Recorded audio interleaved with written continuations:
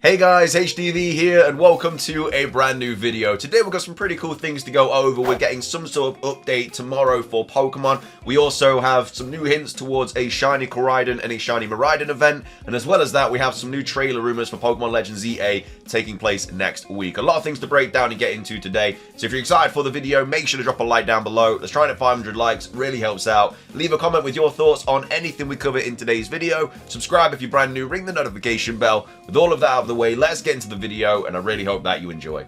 So, starting things off, what is this Pokemon update that we're getting tomorrow? Well, it's regarding Detective Pikachu, and we've got GameRant here tweeting out saying Pokemon fans should be sure to circle this coming Friday, October the 4th, on their calendars. So let's take a look at this article on GameRant. So it says Pokemon fans need to keep an eye on October the 4th.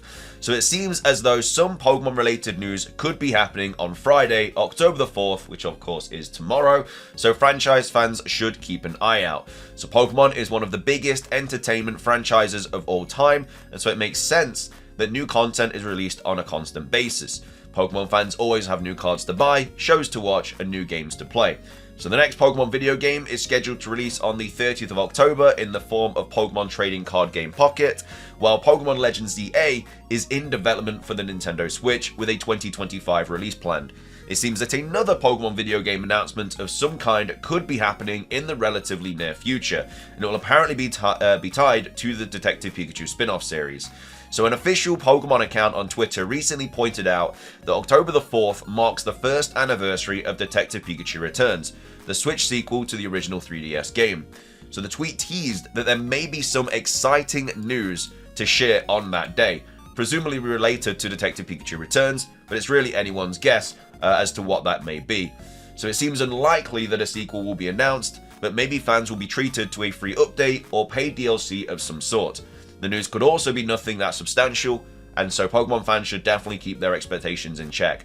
For me, I can't see it being another game. I don't know how well the first one did. I think it did okay, but the second one definitely flopped. I don't remember hearing anything good about it. Barely anybody played it from what I've seen. So yeah, for them to then do another one, it just seems unlikely. And to be fair, if they did announce another one, it probably won't come out till like 2028 anyway, because you know the second one got announced 4 years before it came out. So yeah, I don't think it's going to be any kind of announcement. For me, I feel like it would be potentially, if it was going to be something crazy, then maybe like the next movie, like Detective Pikachu, the first movie did really, really well.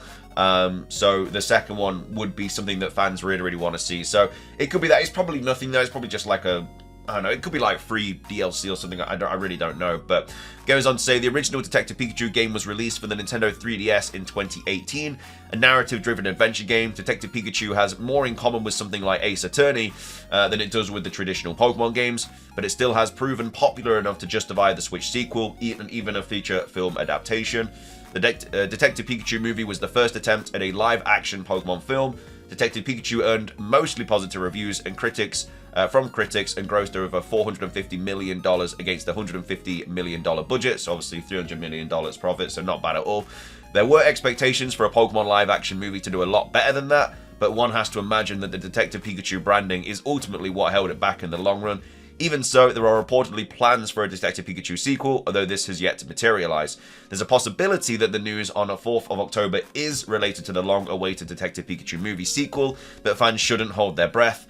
Whatever the announcement on October the 4th is, it seems like it's directly related to Detective Pikachu Returns on the Nintendo Switch. Pokemon fans will just have to keep an eye on October the 4th and see what is in store. So yeah, I don't think it's going to be anything crazy. Like, this is the tweet that they tweeted out where they're saying about exciting news. Again, it could be nothing. It could be free DLC. I don't think it's going to be any kind of movie announcement, but it would be cool if it was something like that. But either way, we don't have to wait long. It's literally tomorrow. So let me know your thoughts on what that's going to be. Moving on, we do also have a couple of other mini things to go over. This is what Pokemon tweeted out for the 1st of October, where it's obviously talking about the Ghost Girl, saying, you know, you're still not the one. Again, it could be related to Legends Z-A, because we're all expecting the kind of story of the Ghost Girl to unravel in the Pokemon Legends Z-A game if it is set in the past. So maybe we finally see who the actual one is. A lot of people have suggested that it could be like a partner, or it could be something like that. But yeah, I really, really want to see that, like the origin of this story, because she's popped up in multiple games. She popped up in obviously the lab. She pops up here in Auras. She pops up in the Elite Four kind of ghost battle with, like, in the chair in the background. She's in a lot of different places. So I really want to see what the whole situation is. So hopefully we get that in Pokemon Legends Z-A. But either way, just want to quickly go over that. We also have this as well from Pocket Oku. So this is the person that, like, tweeted out loads and loads of, like, images way back in June. And their account has really just been very stagnant since June the 24th. They've tweeted absolutely nothing out. But then they just randomly tweeted this out on the September the 27th, where they just put November the 20th. So I don't know. Like, again, there's not even any credibility surrounding this person. They just posted some, like, images and stuff. But for them to randomly come back and say November the 20th, no, I think that's way too late for any kind of news. I think we'll get something this month personally. But yeah, just thought it was quite interesting that they posted that, because if this is all legit, then obviously that's the kind of date to look forward to. But just thought I'd go over that. Next up, we do have this Shiny Koraidon and Miraidon sort of hint to go over. Again, we are expecting these shinies hopefully soon. We did get a shiny event for Zacian and Zamazenta. Not talking about the one in Pokemon Go, I'm talking about the one that we got the codes for, like, years ago. So we're expecting something similar to that for these. So it says Pokemon Scarlet and Violet have a clear release window for Shiny Koraidon and Miraidon. So Pokemon Scarlet and Violet have been going strong into their second year since launch. New events, critters, and items to collect support players, and the competitive scene has also undergone big changes with the addition of legendary Pokemon and Stellar Terra. So one of the features that is still a huge highlight for Generation 9 is how the main story can make players grow fond of their partners, Koraidon and Miraidon, which also act as rides throughout Paldea, Kitakami, and the Blueberry Academy. However, Pokemon Scarlet and Violet's Koraidon and Miraidon are still missing their respective shiny forms, which were data mined a long time ago. Still, Generation 9 can make things right, and very soon while at it.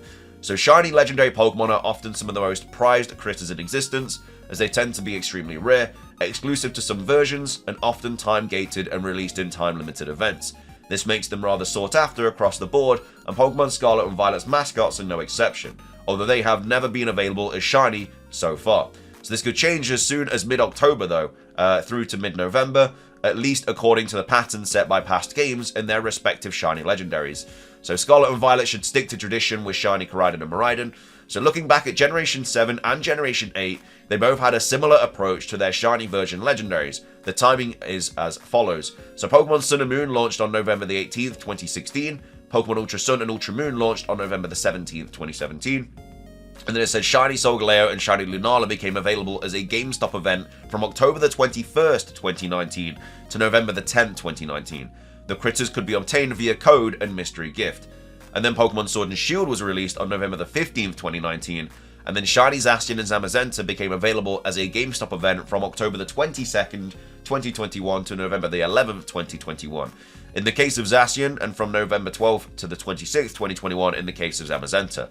So these critters are usually awarded as opposite version exclusives, meaning that Shiny Solgaleo was available in Pokemon Moon and Ultra Moon, whereas Shiny Lunala was released for Pokemon Sun and Ultra Sun.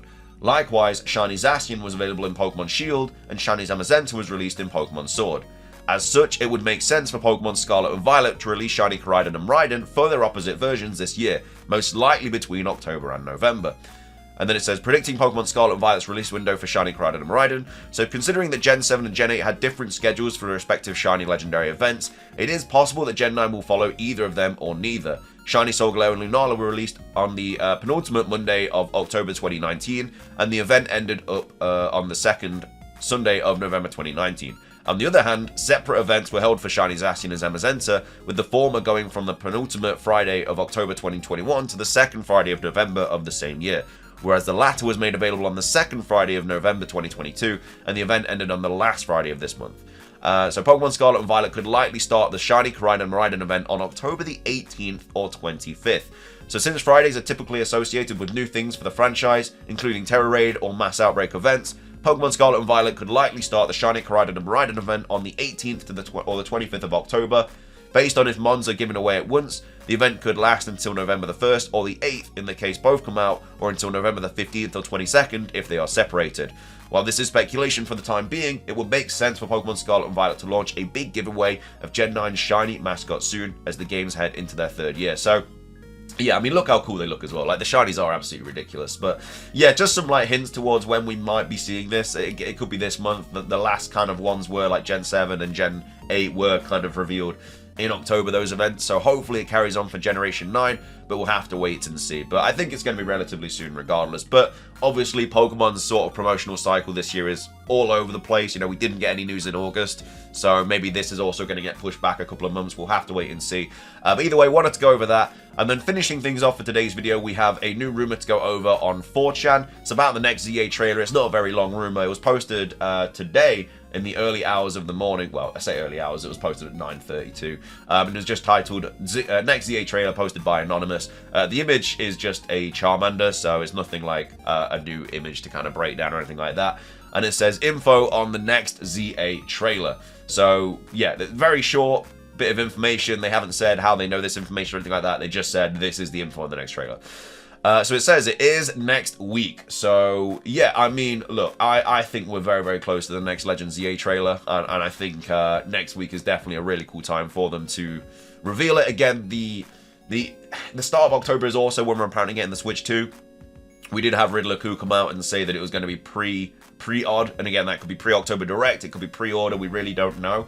But if it is pre-October Direct and we are getting the Nintendo Direct next week, does that mean we're getting Pokemon news first? Like, for me, it seems a little bit silly to do that. May as well just drop it all at the same time.